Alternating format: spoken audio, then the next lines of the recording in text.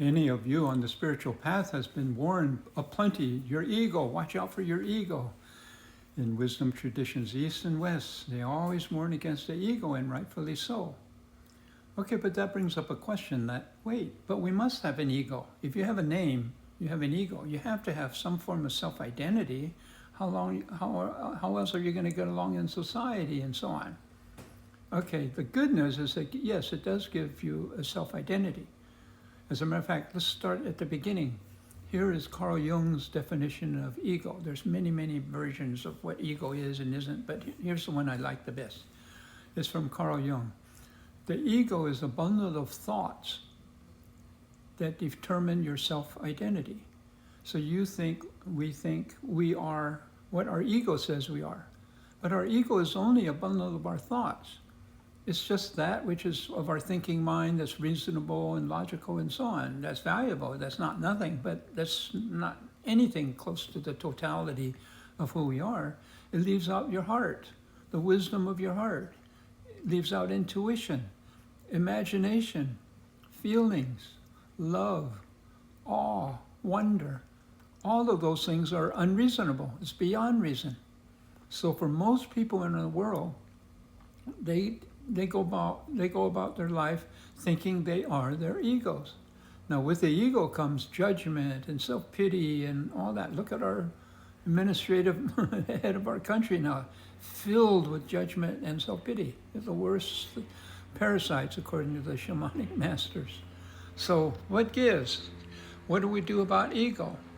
Well, there's some things that are really good about ego and some things that are not. So if we know the difference, then we know how to use ego. So let's look at it, the pros and the cons. The pros of ego is, like we said, it gives you self-identity. It gives you a creative ego, just like many artists have painted flowers, but Van Gogh, Picasso, Gauguin, I mean, everybody painted flowers, but each one of them brought their own creative ego to it, and that's what makes it so special and why we love it. So it gives you a creative ego, and it also gives you an individual path to your own enlightenment, like Carl Jung calls that individualism.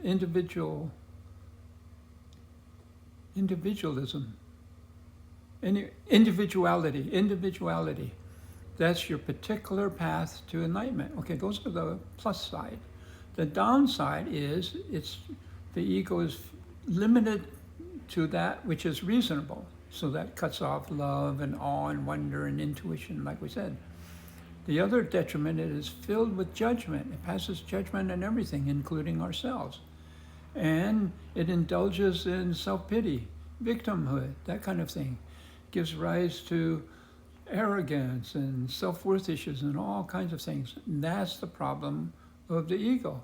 So all these spiritual practices we have, you'll go into other realities, other realms, much higher frequency, realms with much higher frequency.